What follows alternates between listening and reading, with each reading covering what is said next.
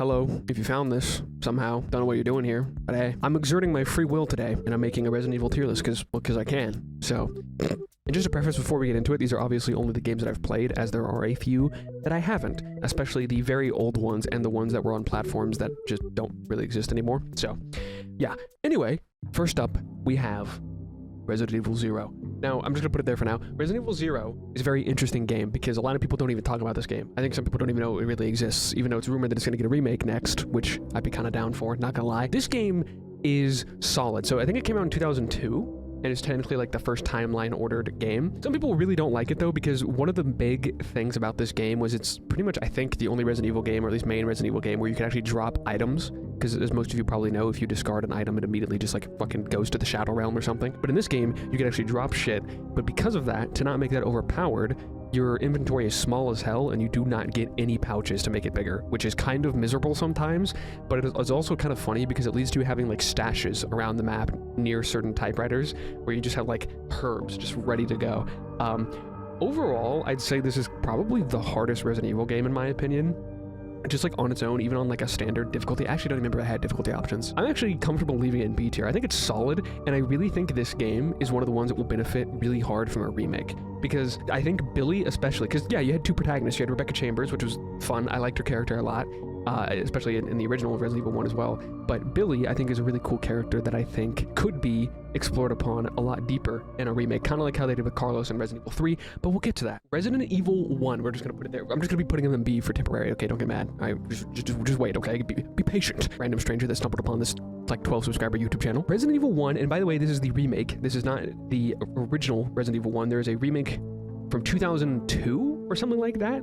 This was before the current remakes.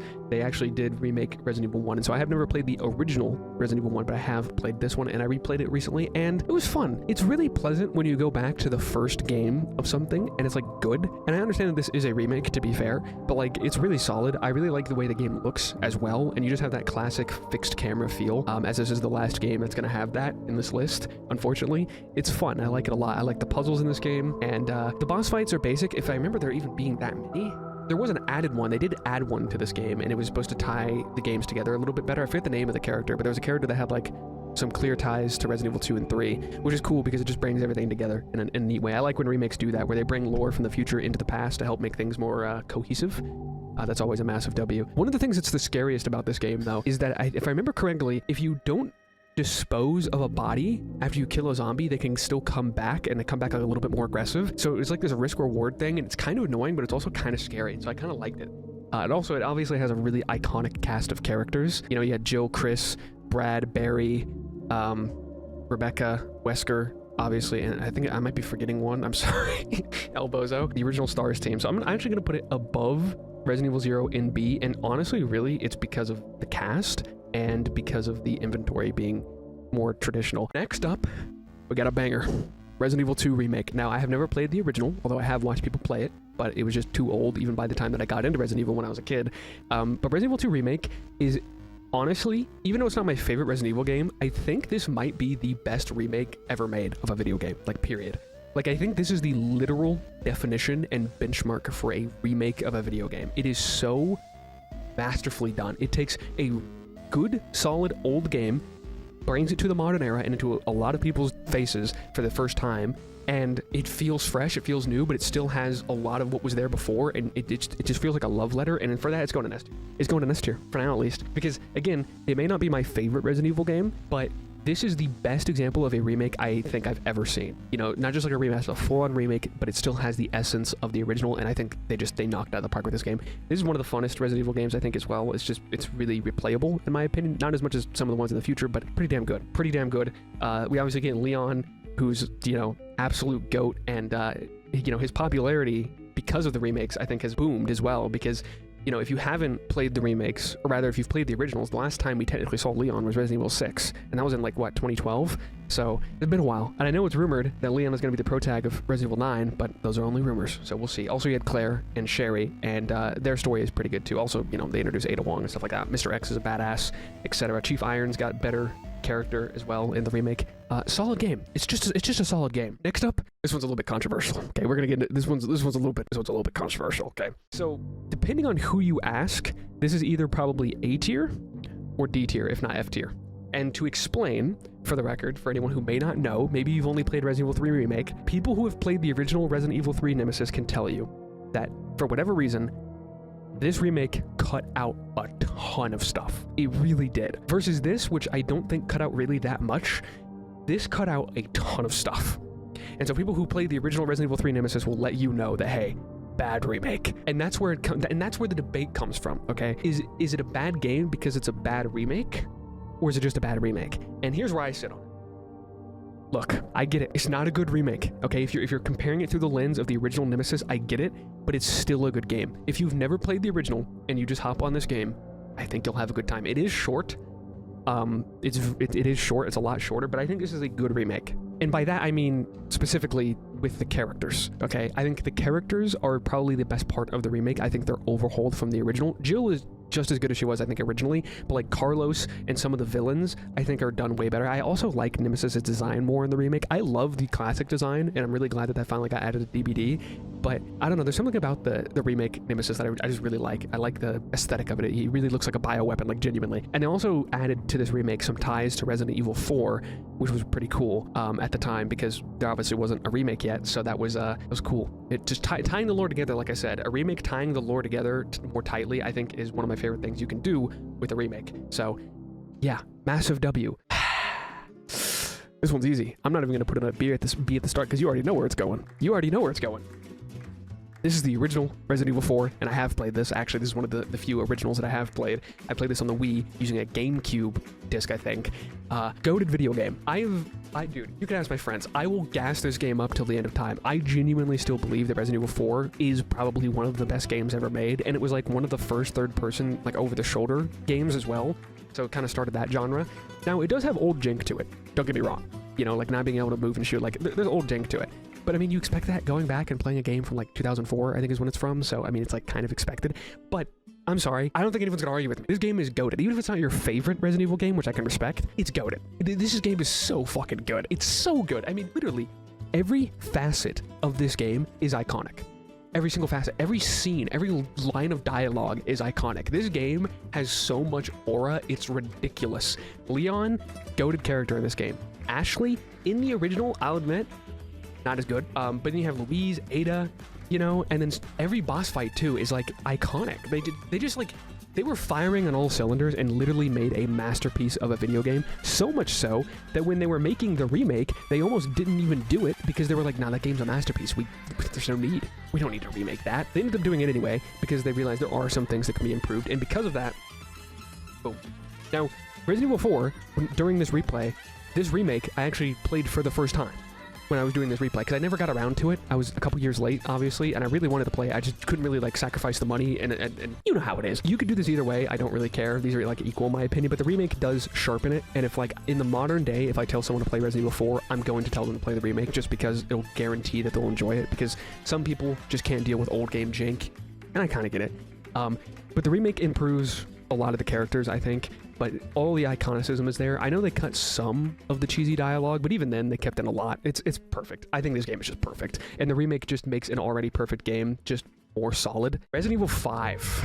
Okay, now this one is interesting. This, I think, is the best-selling Resident Evil game of all time. Correct me if I'm wrong, I think it is. But it's also hated on pretty heavily, especially in the modern day. I don't know. And to be fair, when I replayed it too, it had been a really long time since I replayed it, because I think the last time I played it was on my PS3, so I had to buy it on Steam. It was still pretty fun, but I think the biggest problem that comes from this game is it wants to be Resident Evil 4 so fucking bad. So bad. I mean, a lot of it is the same. Like, the enemies, the Majini, are pretty much the same as the Las Plagas villagers. I forget what the specific name for them were, like the cult. I think it was Los Illuminados, something like that. Sorry, I butchered that. I don't speak Spanish. But the Majini were pretty much fundamentally the same. And narratively, it makes sense because the Ouroboros was sort of upgraded off of Las Plagas and stuff like that. So, like, I get it. Narratively, it does make sense. But to some degree, it really just feels like Resident Evil 4 2 with a little bit less sauce. I don't hate Chris in this game because he's a fucking badass. And Sheva is also goated, by the way. Capcom, please remember that Sheva exists, because the only other place that Sheva appears is fucking Dead by Daylight. But the thing is about this game, And this is how I'll word it, and I bet you'll agree with me if you look at it from this perspective, okay? Because I'm gonna put it. I don't hate this game, but I'm gonna put it here. And the reason why is because compared to Resident Evil 4, what do you really remember from this game? Like, really sit and think about it. You probably remember the gameplay co-op, right? Because that helps it. It's a huge bonus, is that it has co-op, okay? Co-op will make any game fun. It does not matter. Every game co-op is fun, okay? Even if it's a really shitty game, which this is not a shitty game, mind you, but the game just doesn't have the same aura that even Resident Evil 2 has, in my opinion. I like the characters, but I feel like the most memorable part of the game is the last, like, quarter with Wesker and Jill Valentine. Like, that whole section of the game is probably the best part, because Wesker has so much aura, and the whole, like, Jill storyline is cool. I guess Josh was also cool, because he just, like, appears and reappears. Josh is kind of a goat. I'll give him credit for that. Josh is kind of goated. I don't know, man. It just didn't really hit the same way. Plus, I didn't even mention, actually, now that I think about it, because this has alternate scenarios in it.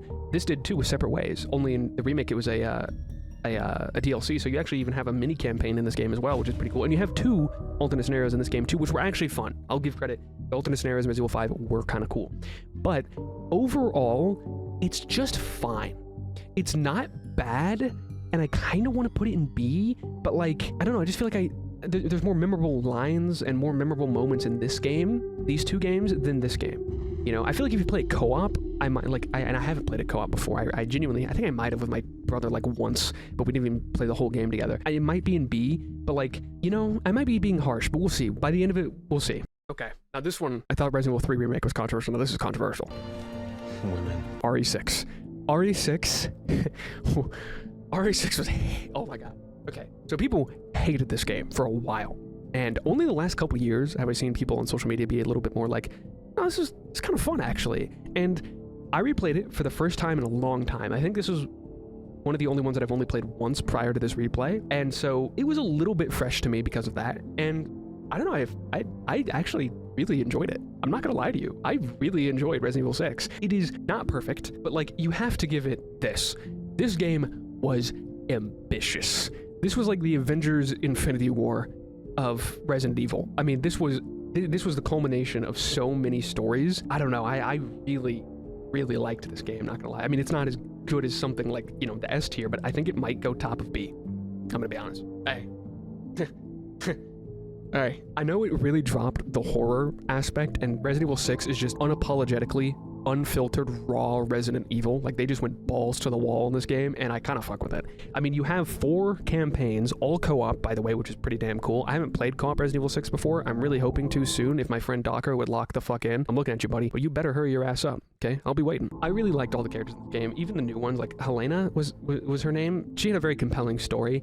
One of the main villains, who was Secretary of Defense or a Senator, I shouldn't be forgetting details, but my fault. I'm stupid. I'm also tired. You also had the character of Jake Mueller, who I really liked. I kind of forgot about him, I'm not gonna lie. His story, you know, and his relationship, I guess I'm gonna go like, I don't know why I'm trying to do non-spoilers. If you're here, you probably know, but I guess Deshaun's probably watching this, so I'm not gonna spoil. Anyway, you know who Jake Mueller is. And his story, his character, mixed with Sherry Birkin, because yeah, they bring back Sherry fucking Birkin. That's pretty badass, because Resident Evil does this thing a lot where they do one and done characters, and I really hate that, because some characters are really fucking good and then never appear again, which is unfortunate. Some of them don't even get mentioned again, like Carlos, for example. Like, come on, bro. It's just fun. It's fun. It's just fun. I think it's really ambitious how you have 4 campaigns that constantly intertwine with each other. Pairing up Sherry Birkin with Jake Mueller, they knew what they were doing with that, obviously, because, you know, they're fathers and stuff like that. The story, to me, the strong point for the game, because some of the gameplay elements are a little bit weak. I think this game, I haven't really talked about enemy variety yet. This game's biggest strength is in enemy variety, because nearly every campaign introduces a new set of enemies to face, and that just keeps things fresh. It really does. It's probably the longest Resident Evil game overall, completion-wise, just like main story, not even counting 100%.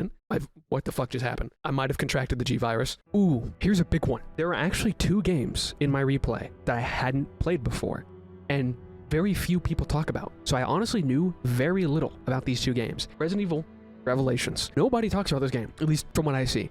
And so in my head, I always thought, okay, maybe this game just sucks then. Maybe it's just these spin-offs just sucked ass. Nobody talks about them. Move on. But they were on sale, and so I was like, fuck it. After I played Resident Evil 6, I played Revelations. Now, Revelations 1 takes place before Resident Evil 5, so technically timeline-wise, it's before that, but it came out after Resident Evil 6. Revelations pleasantly surprised me. I was really worried about this game being like a super stinker because no one talks about it. And granted, the story is not its strong suit. The story is the weakest part. The gameplay is solid. In fact, it very well marries the concepts of the modern like action Resident Evil and the more survival horror puzzle aspect of the older games, and really marries the concepts really well, in my opinion, actually. And then you also had the mod system where you could find these parts around the map that were collectibles, and then they were mods for your guns that would, you know, up different stats. The weakest part about this game is the enemy variety, because there's like 4 enemy types in this game, like dead ass. I'm comfortable putting it there. I actually surprisingly like this game. We got Jill back, we got Chris back,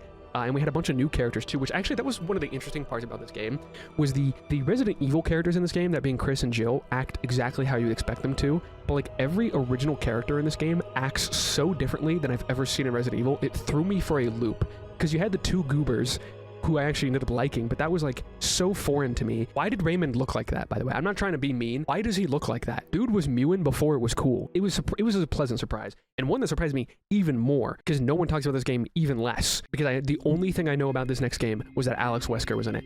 I knew literally nothing about this game because nobody talks about it. Resident Evil Revelations 2 was one of the biggest surprises I've ever experienced. It was like opening that small gift on Christmas that you know is like an electronic, and they're not letting you open it. That's like the last one you're gonna open, and it's the brand new $60 video game, and you know you're not getting another $60 game until next year. So this is a big fucking deal, okay? Weird analogy, I'm sorry. This game absolutely is going to S tier. It's going to low S tier. I loved this game. I was so surprised by this game because nobody talks about it. All I knew about this game was the character of Alex Wesker. That's it. Now, this game improves most of the Revelations format. It keeps the mod system, but kind of changes a little bit, and I liked that. It has a lot of what I would say are more modern, like, remake elements in it. Like, there's a lot in this game that is in Resident Evil 2 Remake that I was like, oh shit, that's where a lot of this was coming from, huh? And this is really autistic of me, I know, but so many sound effects are used later on. I know this is so autistic, but the metal walking sound effect when you walk on metal, they've been using that for a while. And the ladder sound effect comes from here. I was like, holy shit. Also, Mr. X's footsteps from Resident Evil 2 Remake are also in this game. It was really, I remember hearing them and I was like, what the fuck, Mr. X? I know, that's just a random thing to bring up. But the story surprised me a lot, because it might be my second favorite story told in a Resident Evil game. And my first isn't even Resident Evil 4, even though it's my favorite game. This might be my second favorite story in the series. I'm not gonna lie. It's a really good story, especially the Barry and Natalia portions, because the game is split up between playing as Claire and, what was her name, Moria? And then you have Barry and Natalia. And by the way, bringing back Barry was cool because we haven't really seen him since Resident Evil 1, so that was cool. And I liked Claire being back, you know, because I didn't play Code Veronica. I know what the story is because I've watched videos on it. But having Claire back for the first time since RE2 Remake, for me, at least looking at it this way, was cool because she obviously didn't pull up for Resident Evil 6. And for the record, this game takes place before Resident Evil 6, but after 5. In fact, Resident Evil 6 pretty much starts right at the end of Revelations 2. But Barry and Natalia's relationship throughout the game, as they kind of grow a father-daughter bond, as well as Barry making up with his actual daughter Moria by the end, it's just really good stuff. It's real good stuff. The story taking place at 2 different points in history can get annoying in certain stories, but I think it was done really well here, and I really like the character of Natalia. I liked her abilities too, because this game has a partner system where there's 2 characters and you can switch between them like a Lego game, but one of them doesn't have guns and the other does, so it adds cool things because one character could do something the other can't. It's fun, and I've never actually played it split screen because it's not online co-op, but you can play split screen. I've never done that before, but it's pretty fun. I like how Natalia can see enemies when Barry can't, and she accurately calls them out for you, which is cool. It's actually genuinely really cool. It also has a really fun lock-picking minigame. That's also random, but yeah, I don't know. This is one of my favorite stories in Resident Evil. It was really good. It very much pleasantly surprised me, and it was very fun. All right, next up. Do I even need to announce them? We got Resident Evil 7 Biohazard. For a lot of people, this put Resident Evil back on the map. For a lot of people, this saved Resident Evil. Now, a lot of people don't even really know Revelations exists, because Revelations 2 came out actually 2 years before this, so there really wasn't that big of a gap between Resident Evil games, but most people see the gap between 6 and 7. Resident Evil 7 reinvented the wheel, and it didn't suck. Usually when you do that to a franchise, it's usually a bad sign. In this case, they made a damn near masterpiece. There are a few things that hold this game back. There are a few, and you might think that this list is a little top heavy, but I really don't have a problem doing this. Now, I know a lot of people would probably put it more here, if not at the top, but there are a few things that hold it back for me that Resident Evil 2 Revelations has it over, okay? The weakest part about Resident Evil 7 is the enemy variety. The molded are kind of boring. Narratively, they're cool, and visually, they're cool, but there's only in the base game, I think, 3 enemy types, and that's pretty bad. Like, you have the standard molded, you have the one with the sword, and you have the one that's literally just a licker. I guess there's a 4th one because there's a super big fat one, but that's not what it's about. I mean, you have some of the most iconic cast of characters. Arguably, this game is just as iconic as Resident Evil 4, and that's mainly due to Jack Baker. Everybody loves that dude. Not to mention the whole song, plus the whole song, the Go Tell Aunt Rhody song, which goes absolutely hard for no reason. This game is very solid, and you could put this anywhere in S tier, and I'd probably still respect it. I might move it towards the end, but right now it's going to go bottom of best. It's a great game. It is held back a little bit, in my opinion, by the lack of enemy variety, but it is genuinely scary. Most of these games aren't. I think even when Resident Evil was scarier, it wasn't as scary as this game. This game is a genuine horror game, and it nails it. It has a pretty good DLC with Not a Hero from Chris, and actually, I didn't even say that about Revelations 2. It has a pretty good DLC as well. It has 2 DLCs. It has The Survivor, which was mid, but Little Miss might be one of my favorite DLCs in a Resident Evil game ever. Gosh, you little bitch! It's a stealth game, and it's really fun. Anyway, that was a small... Anyway. Yeah. All right. Cool. I'm having a stroke, I think. Next up is the most recent game that I replayed, and God, I had a good fucking time. Resident Evil 8. This game is so fucking goated. This game is so peak. In a very similar way to Resident Evil 5, is a spiritual successor to Resident Evil 4, except it does it well. It takes, in my opinion, everything that was good about Resident Evil 7, takes it here, and takes a lot of what was good about Resident Evil 4, and takes it here. And that is a fucking match made in heaven. It's going right there. Resident Evil 8, in my opinion, has the best story in a Resident Evil game, period. It is the only Resident Evil game that can genuinely bring me to tears. It's a good story. It genuinely is. But much like Resident Evil 4, it brings back the Merchant, when you have the Duke, and the Duke is goated. I love the Merchant in Resident Evil 4, but what I like that they did in Village is the Duke is actually canon, really. Like, he's a part of the story. If I remember, and I might be wrong about this, but in Resident Evil 4, no one really acknowledges the Merchant's existence, and I don't think he's mentioned either, but the Duke is directly mentioned in notes around the castle in Lady Dimitris' section, and also he directly influences the plot as he gives you literal hints that are useful,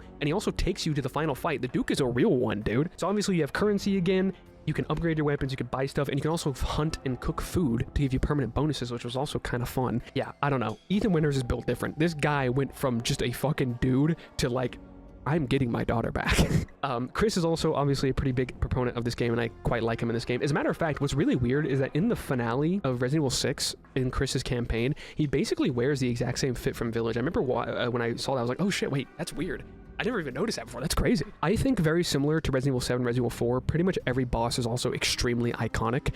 The game has better enemy variety by far than Resident Evil 7. It's more similar to Resident Evil 4 as they use tools and stuff like that. There's not as much variety, but it's still way better. The Lycan are cool.